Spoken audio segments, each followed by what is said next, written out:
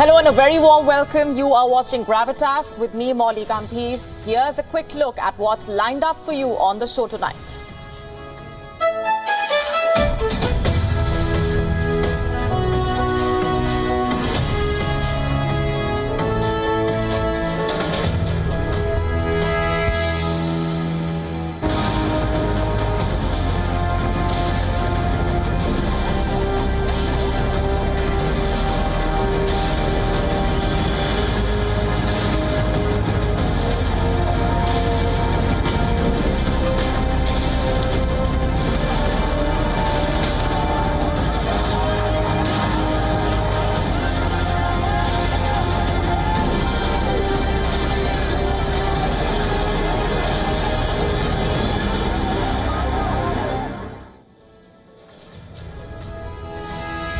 Our cover story tonight is from Pakistan. We have been telling you about the ugly state of affairs in the country. And things have now taken a dangerous turn. Pro-Imran Khan mobs have attacked ISI safe houses. You heard that right. And you know what the Pakistan army is suspecting? That quote-unquote insiders could be behind this? So are top ISI officers behind these mobs? And how unsafe really are Pakistan army facilities? Is the country rushing towards a civil war? Also on the show for you tonight, the Russia-Ukraine war is getting murkier. Russia has rained down missiles on Odessa. What happens to the Black Sea grain deal? All this and more in just a few minutes. Does the Chinese President Xi Jinping have no sense of humor? We tell you about a joke that attracted a fine of $2 million. A Spanish app is pushing for sharing the household work. We tell you what this is all about and we ask, will it really work? We also get to the story of Elizabeth Holmes. It's the story of an ambitious woman who transitioned from being a rising star to a convicted fraudster. And we are starting off this show tonight with some breaking news coming in. News coming in just this minute, 24 hours after Prince Harry and Meghan Markle claimed that they were involved in a near catastrophic car chase, quote unquote. A New York taxi driver who claims to have picked up the couple has denied having any knowledge of the incident. Now, here's where things stand at this point. This is the man we are talking about, Sukhcharan Singh. He drove the Duke and Duchess of Sussex on part of their journey. This was on Tuesday evening. We told you about this last night. Now, in interviews given to several news agencies, he has now said that although the couple did look very tense before he picked them up, but he does not agree with the couple's assessment that it was, quote unquote, near catastrophic. You have to listen to this. So I was going down 67th Street, East 67. I see a guy in a suit hail me, and he goes, "Listen, are you empty?" I go, "Yes." And he goes, "Are you looking for a fare?" And I was like, "Of course." And he goes, "Pull over to the right." So I pull over to the right, and a few minutes later, I see three people hop out of a black car right into my cab, and it was Prince Harry and Meghan, and there was another woman with them as well. And then as we drive straight, and as we're going straight, garbage truck was blocking us. He was picking up trash, and all of a sudden paparazzis came out of nowhere and just started flashing, taking pictures, and and they didn't stop until the security got out and said, "Move, move, move." And then the garbage truck got out of the way, and the paparazzi were following the car. And Prince Harry and his wife and the other lady, they were nervous and they looked scared. I'm not sure it was with me, maybe prior to me, prior to me maybe. But the driving... Because their emotions were pretty high, because all of a sudden they thought there was no paparazzis. Paparazzis came out of nowhere, And in another interview, Mr. Singh has claimed that the couple's description of the situation could be exaggerated. This was in an interview to NBC News. He also has urged people to not read too much into it. He said that New York City is the safest place to be. that there are police stations and cops on every corner. So there is technically no reason to be afraid in the city. The driver's statement, by the way, is in stark contrast to what Harry and Meghan's press secretary had claimed. Let me just quote the exact statement. Last night, the Duke and Duchess of Sussex and Miss Ragland were involved in a near catastrophic car chase at the hands of a ring of highly aggressive paparazzi. This relentless pursuit, lasting over 2 hours, resulted in multiple near collisions involving other drivers on the road, pedestrians, and 2 NYPD officers. So the question is, who really is speaking the truth? What's going on here? The driver who picked them up, or the couple's press secretary who is speaking the truth? And were the claims that they made really exaggerated? Was this really what critics are calling a PR stunt? And to discuss this and more, with me on the broadcast this minute is our correspondent in New York, Susan Teherani. Susan, we've been talking about this. Over the last 24 hours, a lot of statements have come about. Now, this one in particular raises a string of question marks. Were the royal couple really chased by paparazzi? Number one. And number two, why do we not know enough about what the New York police is saying at this point?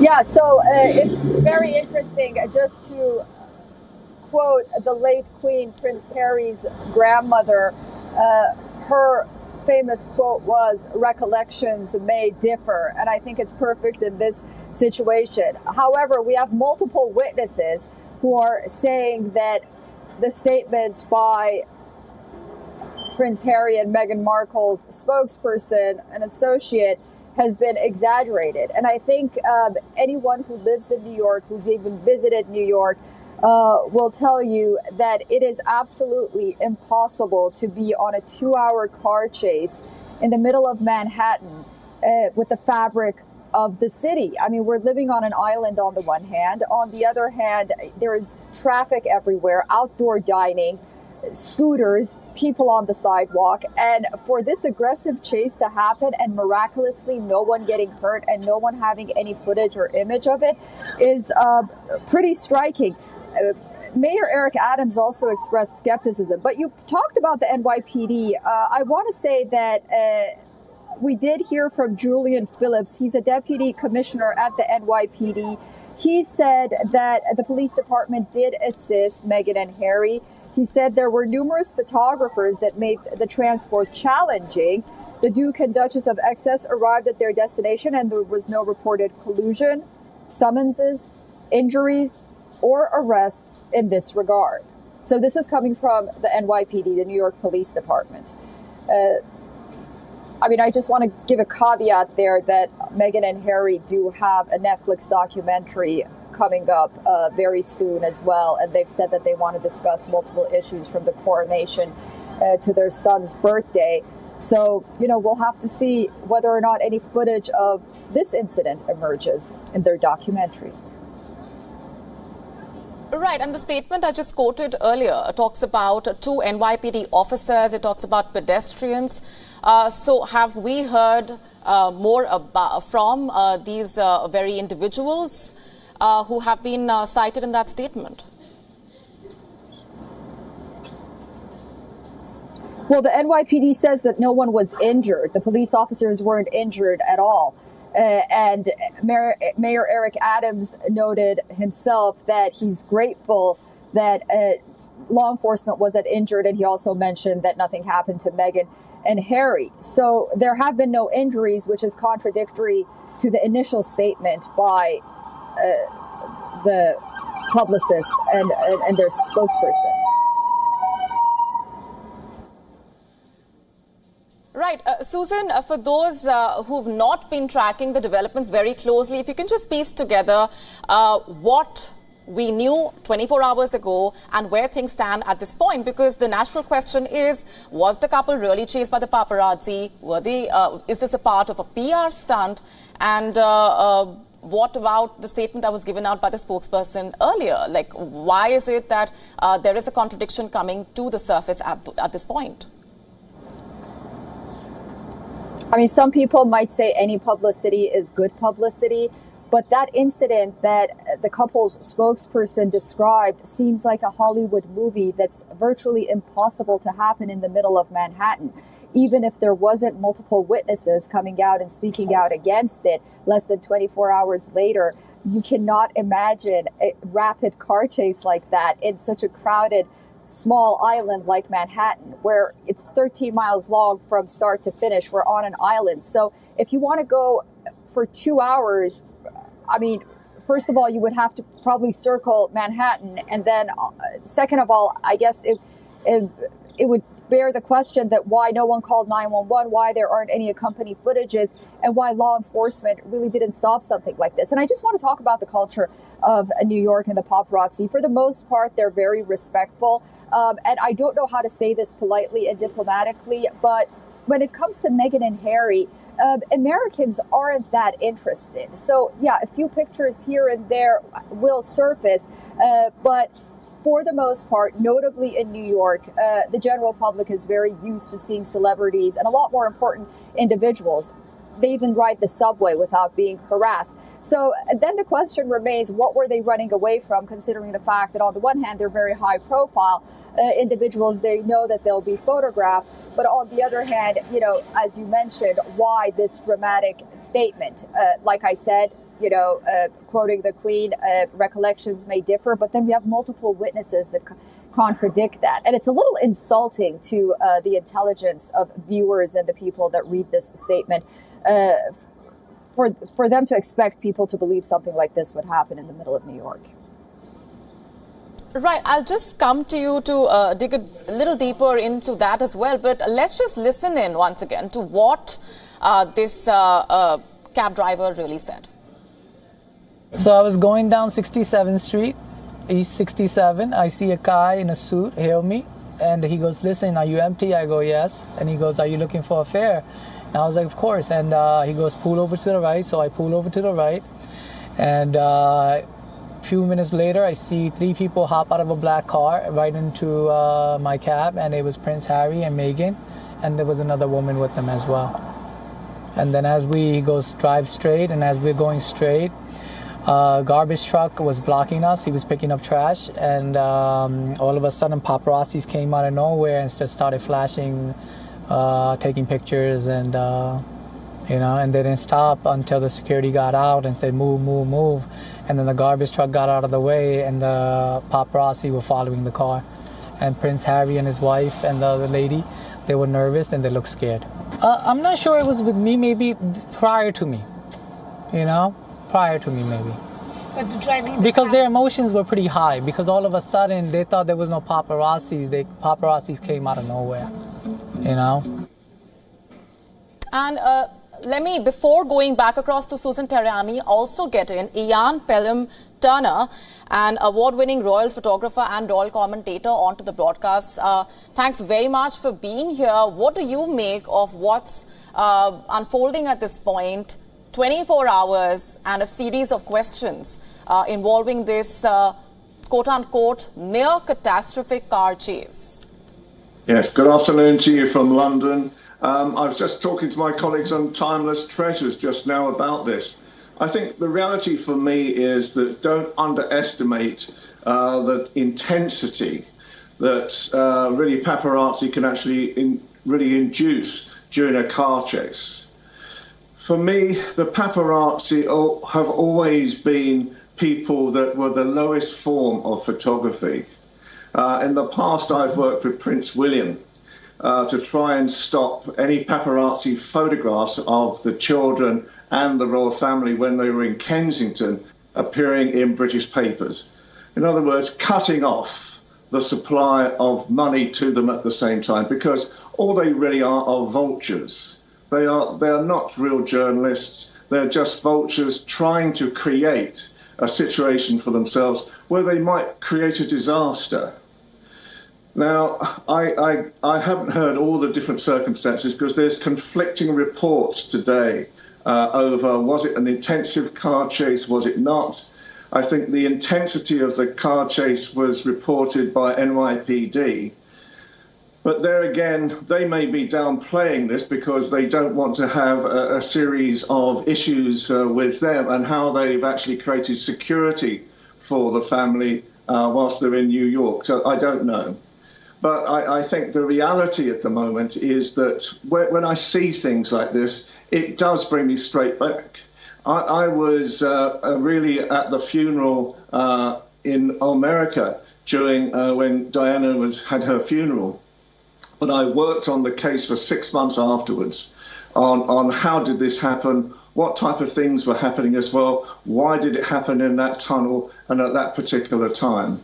So it is a very intense situation. It's a very frightening. Let me ask you this. Should we even be invoking this comparison and drawing parallels with this incident and the one that happened with Princess Diana, given how things have unfolded over the last 24 hours and given the latest developments and going by the contradictions that have surfaced?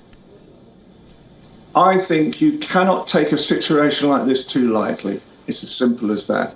Because the reality is that if for one moment right now this is downplayed, then the paparazzi will try harder and harder and harder to actually create a situation for themselves, because that's how they make their money. They only make their money when there's dramatic situations happening as well. And because the Harry and Meghan have kept a very low profile whilst they're in America, at times. Yes, they come out at times, but when they're at home, they keep a very low profile as well, unless they are releasing some of their own photographs, very similar to William and Kate in Britain. I think the reality is that the price on their head, and that's how it looks to me, the price on their head is going up and up and up. So for me, as I say, I've been a photographer in my time. I have really vilified paparazzi in all its forms because they are, as I say, the vultures of my very well professed profession in the past as well. And I think the reality nowadays is that don't take this too lightly, because this could turn into another catastrophe if they're not careful. Well, there are still a series of questions that remain unanswered. Was the couple really chased by paparazzi, and what really went down? The statement that's now coming from the cab driver adding to those layers of questions as well. Ian, we're leaving it there for the moment. Thanks very much. Susan Teherani, thank you very much also for getting us those updates from on the ground. Let's now shift focus to Pakistan, where pro-Imran Khan mobs have been accused of attacking the army's secret safe houses. Safe houses whose existence is a secret known only to the intelligence wing of the army, that's ISI. And this has raised a very significant question. Are top officers of the ISI behind these mobs? Now, reports say that many of Imran Khan's MPs are shocked by their leader's violent attacks on the army and believe that this will damage the army, the only guarantor of Pakistan's security, the only institution that can protect its borders. And the Pakistan government identifies 3,600 individuals who will be charged for terrorism, violation of the Official Secrets Act and the Pakistan Army Act, serving and retired officers up to colonel level against the army. Well, the army has not taken any names, and we don't expect it to do that either, because the involvement of the army officials is a matter of immense shame for this institution, which once functioned like a behemoth. And what's worse, these divisions have made both the military and the state institutions unsafe. Take the ISI, for instance, Pakistan's rogue spy agency. Last week, this body's safe houses and installations were attacked across Pakistan.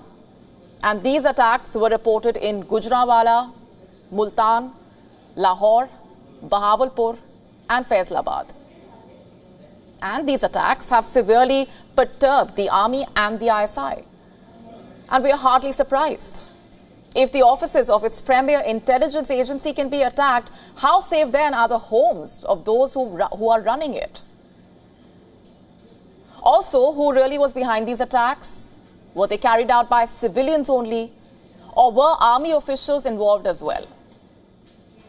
Well, the understanding is that the level of violence could not be done without internal assistance. So who really is responsible for this insurrection? Who sowed the seeds of these divisions? All answers lead to one name, Imran Khan. Throughout last week, throughout the last 5 months for that matter, he has launched one salvo after another against the army.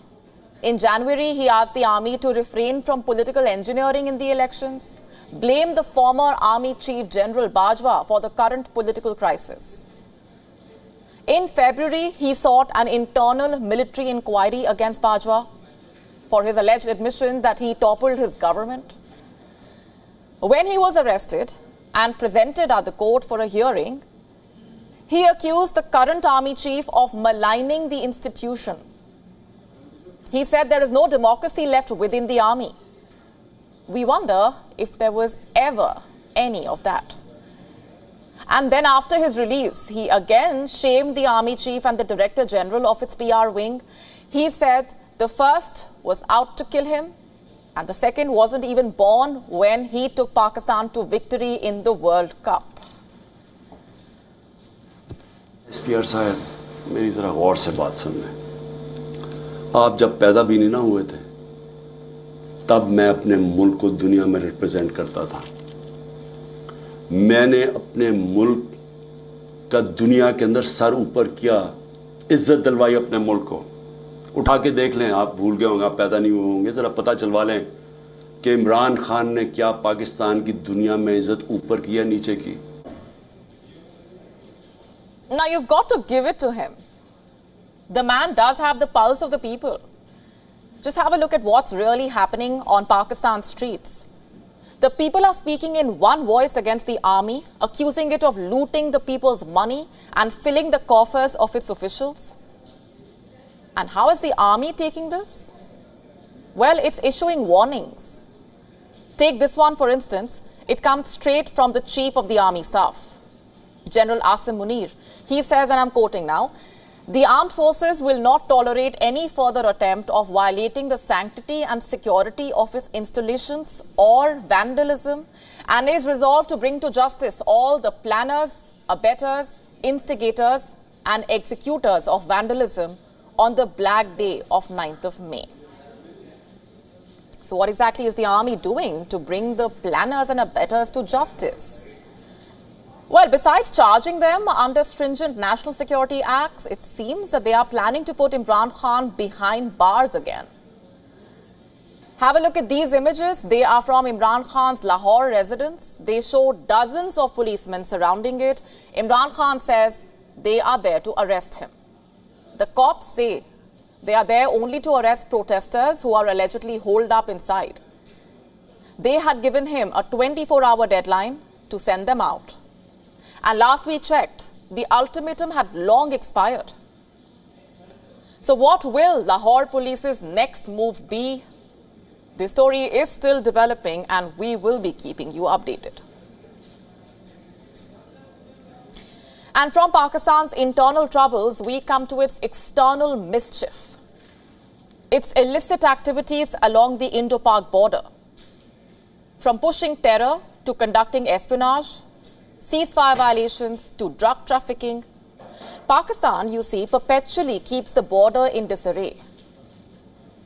Besides Kashmir, another victim of these nefarious activities is Punjab, especially if we speak of drug trafficking. And for years, Pakistan has been running organized rackets to push drugs into India, be it through smugglers or drones, or simply tossing them across the border. Pakistan uses every trick that exists in the book. The government of Punjab now has come up with a new way to boost border security and combat this very menace. The state's chief minister has sanctioned 20 crore rupees to install CCTV cameras at strategic locations along the border, and these cameras will be used to maintain a strict vigil on the movement of cross-border smugglers and drones. Not just that, the state government has also announced a reward of 1 lakh rupees for any information on drone movement that could lead to the recovery of narcotics. And here's hoping that these efforts help in curtailing the drug menace in the state. Moving on for now, it's a big win for India and some condolence for the victims of the 26/11 terror attack in Mumbai. A US court has cleared Tahawwur Rana's extradition. The Indian National Investigation Agency is ready to begin the proceedings, and the terrorist will soon be brought back to India. What fate would he meet once he's back is the immediate question. But let's first just get to know this man and his role in the deadly terror attacks. Tahawwur Rana started out as a doctor in the Pakistani army. He moved to Canada in 1997, and 3 years later, he opened an immigration business in Chicago. The trouble started in 2006. He opened an office for his business in Mumbai. And guess who was left in charge of this office? David Coleman Headley, or Dawood Gilani, the terrorist who was sentenced to 35 years in US jail for the attacks. Headley and Rana are childhood friends, in fact. They attended high school together in Pakistan. The old schoolmates eventually became partners in crime. Headley used Rana's office as a cover. He posed as a representative of Rana's firm. And in truth, he was scouting sites for the 2008 deadly attack. He assisted the Pakistani terror group Lashkar-e-Toiba in plotting the deadly attack in Mumbai. On the 26th of November, 10 LET terrorists stormed into India's financial hub. Their sole aim was to wreck the city to the core. For 3 consecutive days, Mumbai was wrapped in the grip of terror. The Taj Mahal Palace was surrounded by smoke. The Tower Hotel, Oberoi Trident, Cafe Leopold, Jewish Community Center, Nariman House also came under attack. The violence claimed 166 lives, including foreigners. And the image is still etched into the memory of every survivor, every Indian. All 9 terrorists were killed in the ambush. The lone survivor, Ajmal Kasab, was convicted of murder, conspiracy, and waging a war on India. He was later executed in Pune's Yerawada Central Prison. In 2009, Headley was arrested in Chicago for his involvement in the attack. So was Tahawwur Rana. There was enough evidence against Headley, but not Rana. He was soon let go. And finally, in 2011, Headley came clean. He testified that he traveled to Chicago and told his longtime friend Rana of his scouting assignment in India. And reports say Rana also helped Headley to get a fake visa to travel to Pakistan. He set up an email account to secretly communicate with Headley. And on this email, Headley shared a list of India Jewish community centers that he intended to spy on. The duo plotted plans to target India's National Defense College. They also discussed how such an attack would kill more high-ranking Indian military officials than the previous wars between India and Pakistan. If you find this disturbing, let's just tell you a little bit more. Rana told Headley that the 9 Lashkar terrorists been killed in the Mumbai attacks should be given Nishan-e-Haider. For those who don't know, it is Pakistan's highest military honor. And after Headley's testimony, Rana was sentenced to 14 years in prison and 5 years of supervised release. He was convicted of aiding Lashkar, but was cleared of direct involvement in the 26/11 attacks. But that's not how India sees it.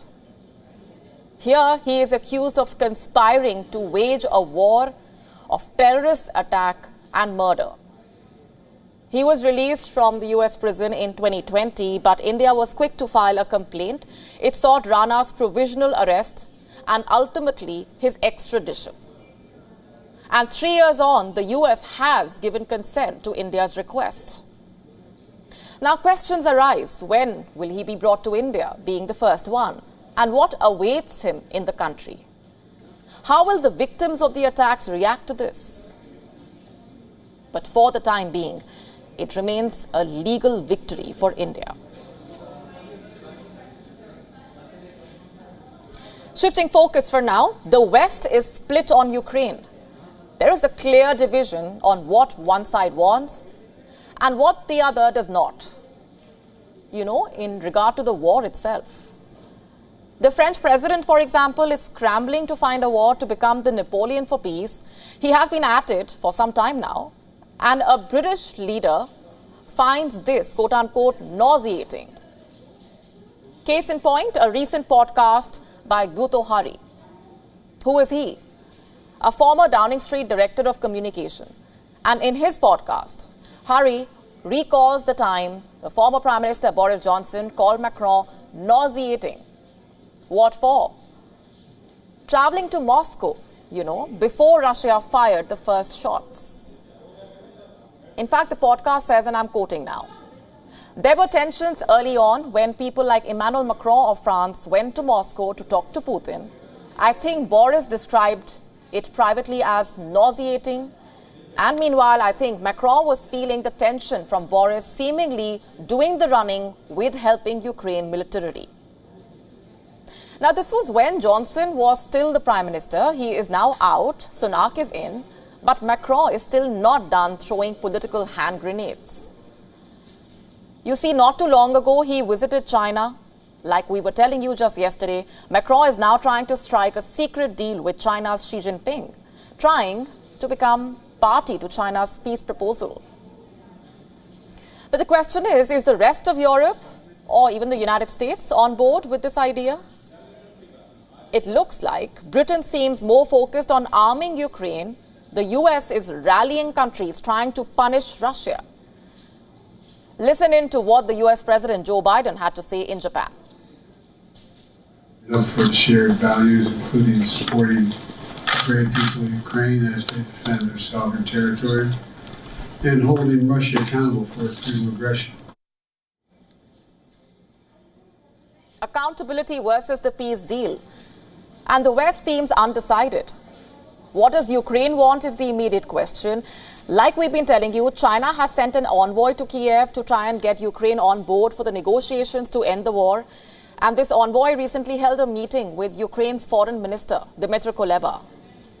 And following the meeting, Kuleba said that Ukraine does not accept any proposals that involve the loss of its territories or the freezing of the conflict. Pretty much along expected lines, of course. What isn't, though, is the fresh Russian offensive. After the intense firefighting in Bakhmut was over, analysts were almost convinced that the next round of the offensive will be led by Ukraine.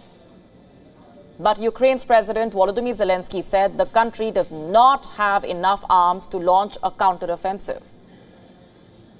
But guess who does? For the last few days, Russia has been raining fire on Ukraine. Kiev has been repeatedly attacked. It was attacked 9 times, in fact, in the last 18 days. The capital city was attacked last night as well. So was Odessa, the port city. Russia says it has hit all targets. Cruise missiles were fired from sea, air and the land. Russia also deployed Shahed drones. Ukraine says most of the missiles were shot down, and yet this is what Odessa looks like today.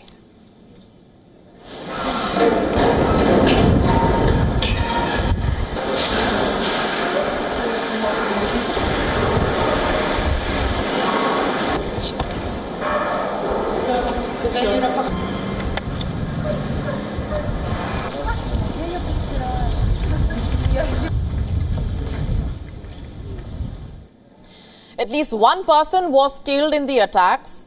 2 others were injured. Why is the attack on Odessa critical? Because of this city's location. Like we were telling you, Odessa is a port city, and the attacks come the night after the Black Sea grain deal was extended by 2 more months. A lot of the ships leaving Ukraine under this deal pick up food and fertilizers from Odessa. On paper, Russia has agreed to not let the war hamper this export. In reality, though, it is raining fire on a city critical to the supply chains. So what really should one make of this? The West could have answered this had it not been so confused itself. Were the Turkey elections rigged? It depends on who you ask. Erdogan's rivals are crying foul. They say that there were errors in the counting of the votes. The European poll observer, OSCE, also claiming the election lacked transparency. Now here's what happened. On the 14th of May, Turkey went to the polls. Erdogan fought to stay in office, but the elections ended in a stalemate. Erdogan led with 49.5% of the vote, and while his rival, Kılıçdaroğlu, secured 44.9% share. And now the country is headed for a runoff vote. Right after the runoff was announced, the main opposition, the Republican People's Party, suspected irregularities in the results. It filed complaints and demanded scrutiny. This is what the CHP's deputy chairman has said. Listen in. We have identified differences and inconsistencies in a total of 4,825 ballot boxes for parliamentary seats. These are against the Republican People's Party and the Good Party, namely the Nation Alliance. Some of these can be 1 vote, 2 votes, 10 votes, or even 300 votes. We detected a difference in results regarding the votes of the Republican People's Party and the Good Party in 4,825 ballot boxes, and the necessary objections were completed yesterday. Let me just say that again. 4,825 ballot boxes were potentially rigged. And this was just for the parliamentary votes. For the presidential election, inconsistencies were detected in 2,269 ballot boxes. The CHP has formally raised objections. The votes represent a tiny proportion of the total number. But the opposition is firm over addressing the issue. Listen to this now. We are following every single vote, even if it does not change the overall results. We follow every single vote in every ballot box, in every corner of the country. You see, opinion polls before the election predicted a very tight race. Kılıçdaroğlu, who heads a 6-party alliance, was expected to have a slight lead. In fact, 2 polls on Friday showed him above the 50% threshold. But the official results narrate a completely different story. Now, Turkey's High Election Board has some questions to answer. The Organization for Security and Cooperation in Europe deployed 401 observers from 40 countries. The delegates kept a close watch on the elections, and they were not happy with what they observed. Ambassador Jan Peterson said, and I'm quoting, "I regret to note that the election administration's work was lacking in transparency, as well as the overwhelming bias of the public media and the limitations to freedom of speech." Now, as the opposition and the observers cry foul, there is another side to the story. We have to remember, Turkey is not a Western democracy. Many countries in this part of the world, in this region, don't hold elections at all, you see. And those who do have candidates winning by 80 to 90% of the votes. Now, those elections can be called rigged, but one that goes to a runoff, in which no party secures more than 50% votes, chances of that being rigged are low. Now, the speculation of malpractice is something that is more common in the West. This is what Trump's supporter did. Don't like the results? Cry foul. Accuse your opponent of election rigging. Seek foreign interference. But the fact is, in Turkey, Kılıçdaroğlu still won 44.9% of the votes. Erdogan still did not secure a majority. If the elections were really rigged, would it have come down to the runoff elections? only a probe can reveal what really went down at the polling booths. Do you want to be a stand-up comedian? Well, if you are in China, it's going to cost you. You may even get banned just for telling a joke. Like Li Haoxi, whose entertainment company has been charged $2 million. For what? It's because of a joke that the government did not like. This is true, and this might just be the costliest joke in the world. Take a look at our next report to find out more. Jokes aren't funny in Xi Jinping's China. Ask Li Haoxi, he's a stand-up comedian. Recently, he used a phrase associated with the PLA or the People's Liberation Army in one of his jokes. Next thing you know, Beijing wasn't laughing. It sent a $2 million check to the talent management company that represents the comedian. It didn't stop there. The Chinese Ministry of Culture and Tourism Bureau issued a warning. It said the ministry will never allow any company or individual to use the Chinese capital as a stage to slander the glorious image of the PLA. Glorious? Who's being funny now? Anyway, an investigation has been opened too. The poor comedian is being probed. Are you wondering what the phrase was that he used? Fine style of work, capable of winning battles.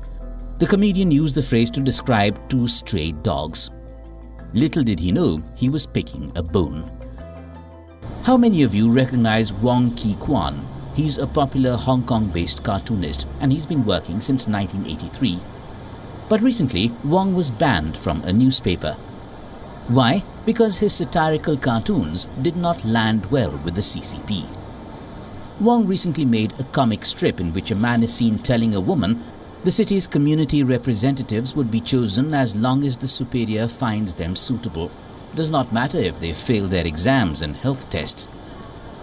Those in positions of power in Hong Kong did not find this funny. Like they did not find the comparison between Chinese President Xi Jinping and fictional bear Winnie the Pooh funny. Pooh is loved by millions around the world, but he is banned in China. Even mentioning Pooh can land you in a deep soup. Why? Because some people say she looks like Pooh. Some people, not us.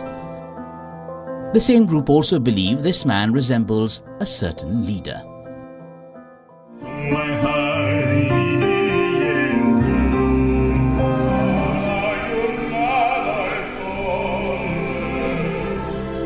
This is Liu Qi-ching. He is a renowned opera singer and he is banned on the Chinese internet.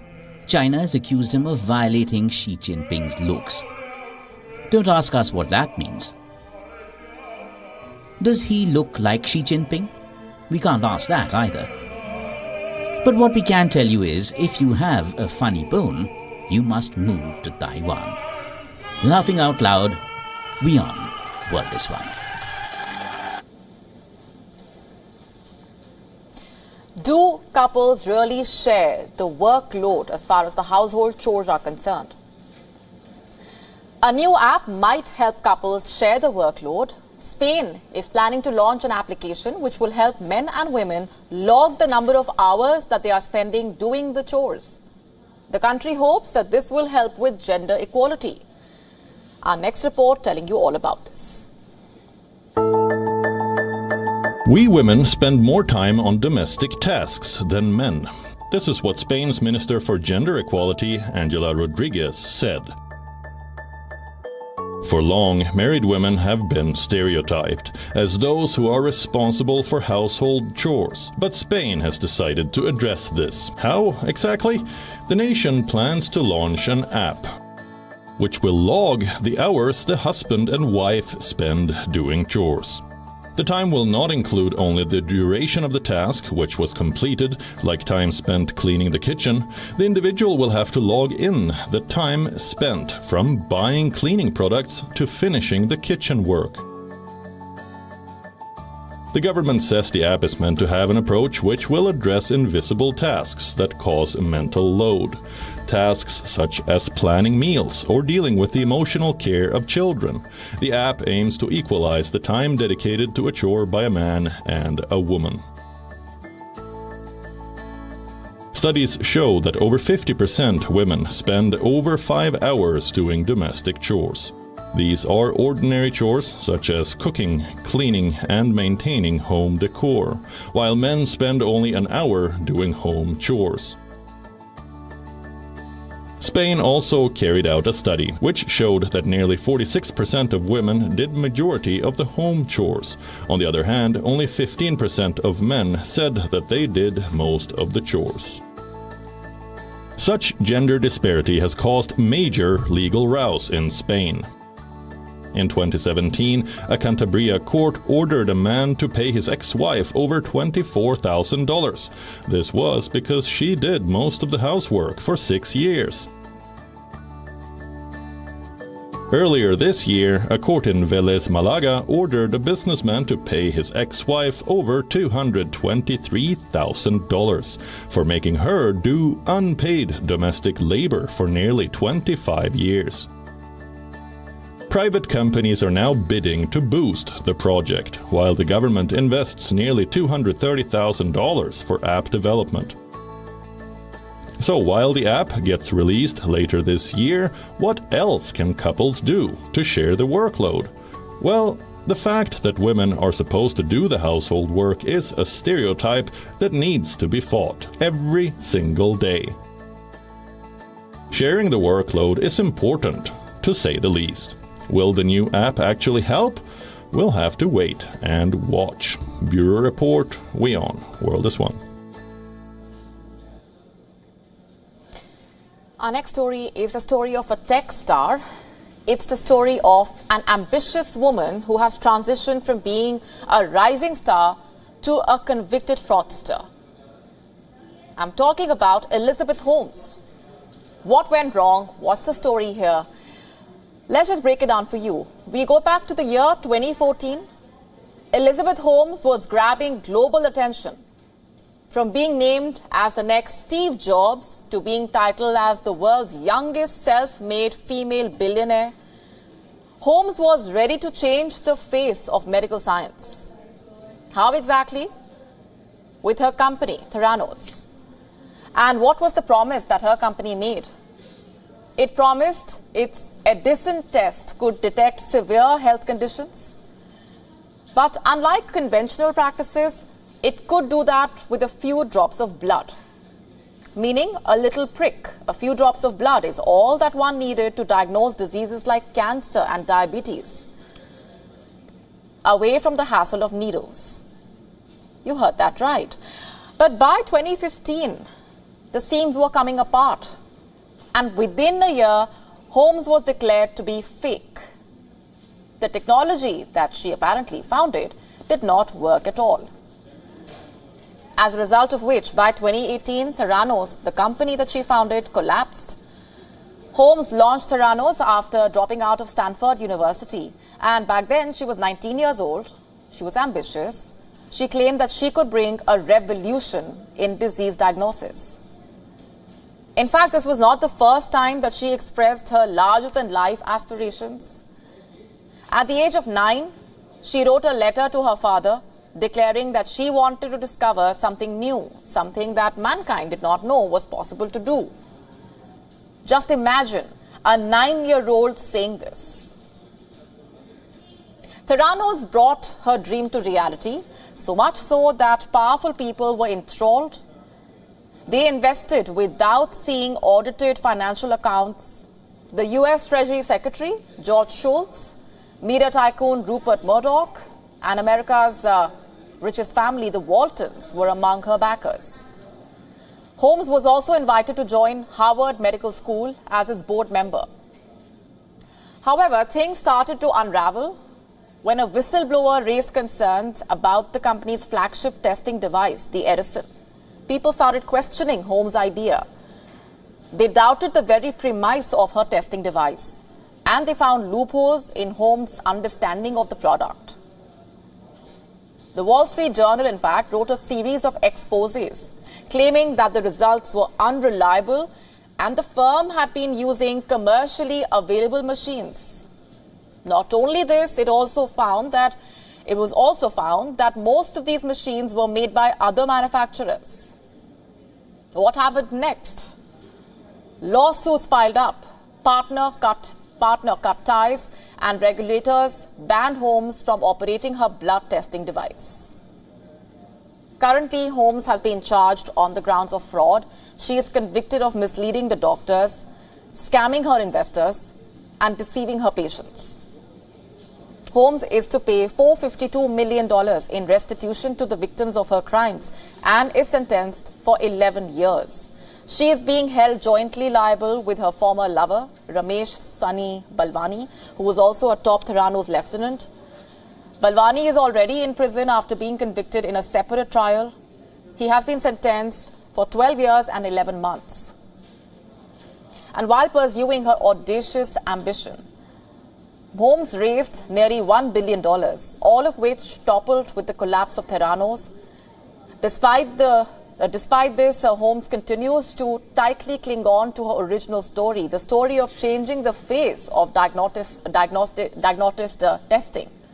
However, people who know her doubt if this could ever change. In fact, prosecutors have argued that Holmes is blinded by emotions. This is to the extent that she will continue to put people in harm's way.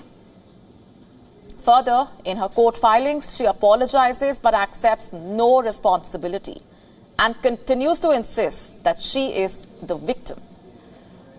A lot of people pinned their hopes on Elizabeth Holmes. Their support lent her credibility, as did her demeanor. But she failed. They say that ambitions without action are a part of fantasy, and Holmes' story is perhaps a reminder of the same. With that, it's a wrap on this edition, leaving you as always with Gravitas Images. Thanks very much for watching.